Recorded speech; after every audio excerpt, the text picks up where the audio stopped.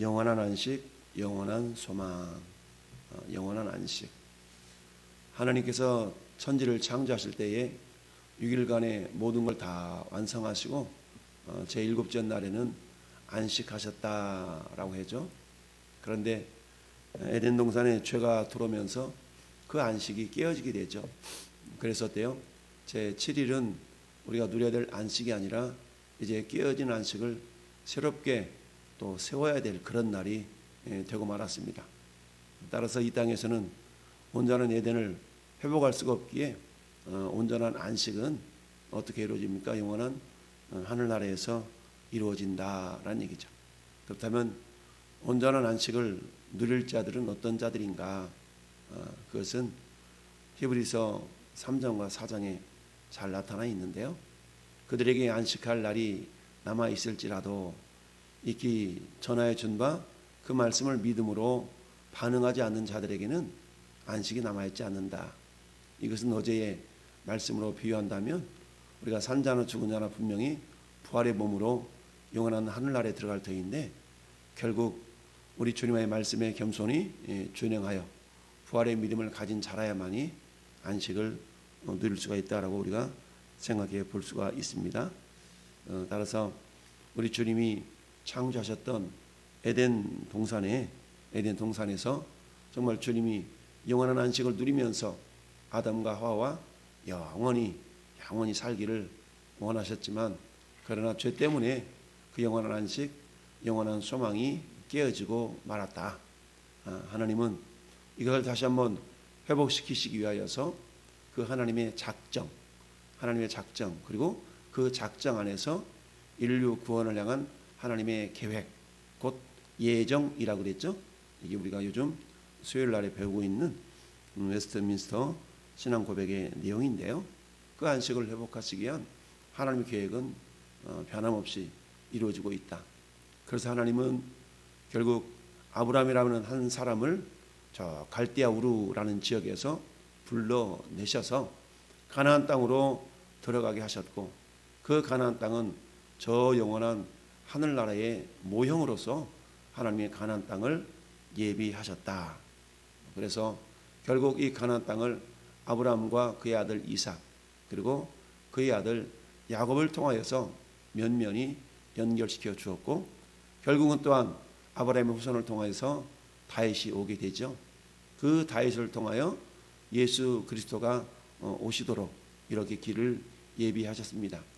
결국 구약의 가나안은 신약에 넘으면서 예수 그리스도라는 것으로 이렇게 좀 더 확실하게 드러나게 되죠. 그래서 가나안 땅에 머물러 있다라는 것은 보통 우리가 가나안 그러면 젖과 꿀이 흐르는 땅 가나안 이렇게 표현하거든요. 그런데 젖과 꿀이 흐르는 이 가나안이 신약으로 넘어오면서 그리스도 예수 안에서 이런 말로 바뀌게 됩니다. 따라서 내가 가나안 땅에 머물고 있다라는 것은 신약적인 표현을 말하면 내가 예수 안에 있다라는 말로 바꿀 수가 있습니다. 오늘 말씀의 제목이 영원한 안식, 영원한 소망이라는 제목인데요. 자, 오늘 우리가 함께 읽어본 사건에는 커다란 세 가지의 사건이 나타나 있습니다. 한 사건은 야곱의 가장 사랑하는 아내 라헬의 죽음이 나타나 있죠. 라헬의 죽음.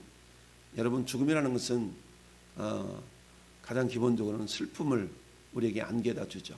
그러나 우리에게는 영원한 하늘나라가 있기 때문에 그 슬픔이라는 것이 정말 지속되어지고 계속되어지고 막연하게 그야말로 그냥 젖어 살도록 하는 그런 슬픔이 아니라 오늘 우리 말씀의 제목처럼 이제 나는 주님과 함께 영원히 하늘나라에서 왕노로 살 수 있는 그런 부활의 주인공이 되겠구나라는 그런 또 소망을 우리에게 안겨주게 됩니다. 그래서 성경은 죽음이라는 단어를 우리에게 잠잔다라는 단어로 바꾸어서 설명하는 경우가 많이 있죠. 그렇지만 일단 육신적인 죽음을 통해서 어떤 이 땅의 생의 이별을 맞이하기 때문에 우리가 슬픔을 우리가 또 사라지게 할 수는 없죠. 잠시 잠깐의 슬픔이 있을 수밖에 없다. 그러니까 지금 이 라헬은 어때요? 요셉의 동생을 이렇게 잉태하는 가운데 그야말로 외삼촌 집 라반을 출발을 해서 그야말로 이제 오는 과정 속에서 그 동생이 잉태하게 되어졌고 해산할 때가 되었는데 17절 말씀 보니까 라헬이 해산하게 되어 심히 고생하여 그가 난산할 즈음에 산파가 그에게 이르되 두려워하지 말라 지금 네가 또 등남하였느니라. 자, 오늘날에는 의술이 발달돼서 뱃속의 아이가 정말 난산하는 경우라도 또 살려낼 수 있는 기술이 있지만 이 당시에는 이런 기술이 없다 보니까 그저 그 뭐라고 그래 이렇게 수술해서 꺼내는 걸 뭐라고 그러죠? 제왕절개를 통해서 애를 또 만들어낼 수 없는 끄집어낼 수 없는 그런 상황들이었죠. 그래서 특별히 요즘에 아이가 애가 거꾸로 들었었대. 애가 거꾸로 들었었대. 우리 상균이 형제가 그랬거든요. 거꾸로 들어서 가지고 저 집사람 저 양반이 좀 고생 좀 했는데 옛날 같았으면 굉장히 위험하죠. 근데 어때 지금은 그야말로 병원에 가서 수술을 해서 거꾸로 들어섰든 칠삭동이가 됐든 이렇게 건강하게 태어날 수가 있으니 참 감사한데요. 그런데 제 친구 병길이라는 친구 어머니가 병길이 동생을 낳다가 돌아가셨어요. 그게 지금도 기억이 생생한데 그때가 초등학교 1학년 때 들어갈 때였나 그 전이었나 뭐 그랬을 건데 아무튼 그런 안타까운 일이 있었어요.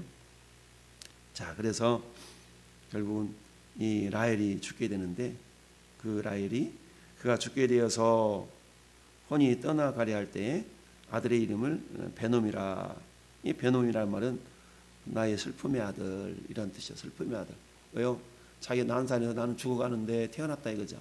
그러니까 아들을 이놈은 베놈이야 베놈이야 이렇게 이름을 지었어요. 근데 그 아버지 야곱은 이 아들을 베놈이라 그러지 않고 베냐민이라고 불렀죠. 베냐민이라는 뜻은 내 오른손의 아들이란 뜻이죠. 오른손의 아들. 오른손의 아들은 어떤 의미가 있습니까? 오른손이라는 것은 원래 능력의 손이요 이런 것을 상징을 하죠. 능력, 또 승리 이런 것을 상징하기 때문에 비록 자기 아내 라헬이 죽어가면서 태어난 자기 막내 아들이었지만 잠깐은 그야말로 슬픔을 정말 이겨낼 수 없는 그런 안타까움이 있었지만 그러나 마냥 슬픔에 젖어 있을 수만은 없었고 하나님의 언약을 이루어 가야 될 그런 주인공으로서 그래 내 아들은 나에게 슬픔만을 가져다 준 아들이 아니라 나에게 그야말로 큰 능력과 기쁨을 가져다 줄 아들이야 라고 하면서 베냐민이라고 이름을 바꿔 부르게 된 거죠. 성경의 역사에 보면 많은 사람들의 이름이 바뀌어서 하나님이 사용하시는 걸 보죠. 아브람도 아브라함, 사레가 사라, 야곱이 이스라엘 이처럼 이름들이 다 바뀌어서 하나님께 귀하게 쓰임받는 것을 봅니다. 신약성경에 그 유명한 사도 바울, 이 사울은 베냐민 지파입니다. 하나님이 이처럼 그야말로 슬픔의 아들로 태어났던 베냐민이었지만 이 베냐민은 결국 그 후손 가운데 귀하고 위대하게 쓰임받았던 두 인물이 있는데요. 이스라엘 왕국의 초대 왕이었던 사울왕도 결국 베냐민 지파였죠. 베냐민 지파였고 또한 신약 성경에서 가장 위대한 일을 하나님께 위대하게 쓰임 받았던 사도 바울도 베냐민 지파 사람이었다라는 이야기입니다. 그래서 이처럼 약하고 어려운 상황 가운데서 태어났던 베냐민이었지만 그러나 하나님은 그 아버지 야곱이 이름을 지어준 대로 그렇게 쓰임 받았던 것을 보게 됩니다. 그래서 우리가 이름을 어떻게 짓는가는 굉장히 중요하죠. 왜냐하면 이름이라는 건 계속 불려지기 때문에 그렇죠. 제 어릴 적 이름이 왕이 되려고 왕년이지 이렇게 막 불려졌던 기억이 지금도 생생한데 아무튼 그 이름이라는 것은 굉장히 중요합니다. 그래서 제 이름이 원래 임금왕자에다가 그렇게 연모된 한나라의 왕이 되라 라고 그렇게 이름을 지었대는데 조선시대나 이런 데 막 태어났더라고요. 아마 역적 노릇할 수 있는 역적으로 몰릴 수 있는 아마 그런 이름일 수도 있었겠어요. 첫 번째 사건은 사랑하는 아내 라헬의 죽음과 막내 아들 베냐민의 탄생. 그렇지만 그 아내가 죽음으로 말미암아서 어때요? 안타까웠지만 그러나 그 아들이 또 향후에 귀하게 쓰임받는 아들이 되었다라는 걸 통해서 위로를 삼을 수가 있습니다. 자, 두 번째, 이 라헬이 죽어서 어때? 베들레헴의 길에 장사되었다라는 얘기입니다. 길바닥에 장사되었지만 그러나 어때요? 이 땅에서 죽음은 영원한 하늘의 소망을 우리에게 품게 하죠. 그래서 잠시 잠깐의 이 땅에서 죽음, 이것은 영원한 하늘나라를 소망 삼게 하는, 특별히 우리 믿는 사람들의 그런 거 아니겠어요?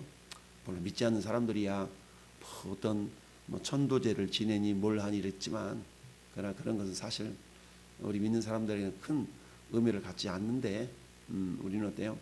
죽음이라는 것은 마치 안방문을 열고 거실이 나오는 것과 똑같습니다. 방문을 열고, 그래서 이 육체적인 죽음은 이제 영원한 하늘나라로 들어가는 문을 열고 들어가는 것과 같다라고 우리가 볼 수가 있습니다. 자, 두 번째 사건은 뭡니까? 두 번째 사건은 23절부터 26절을 단락 삼아서 몇 절입니까? 저쭉 보니까 22절에 사건이 하나가 있네요. 22절은 이스라엘이 그 땅에 거주할 때에 루벤이 가서 그의 아버지의 첩 비라와 동침하며 이스라엘이 이를 들었더라. 이스라엘은 야곱의 이름이 바뀐 이름이죠. 자, 보니까 지금 아직 아버지 이삭이 살고 있는 헤브론까지는 내려오지 않은 상태예요. 그런데 오는 길목에 자기 친어머니는 아니었지만 그 루벤이 그야말로 첫 빌하와 동침했다. 그러니까 빌하와 루벤은 장자였잖아요. 장자와의 나이 차이가 그렇게 크지 않았던 것 같아. 그러다 보니까 정말 이런 있어서는 안 되는 그런 안타까운 일이 또 발생하게 되죠. 결국 이 일로 어떤 결과가 빚어집니까? 루벤이 장자였지만 장자의 명분이 사라지게 되죠.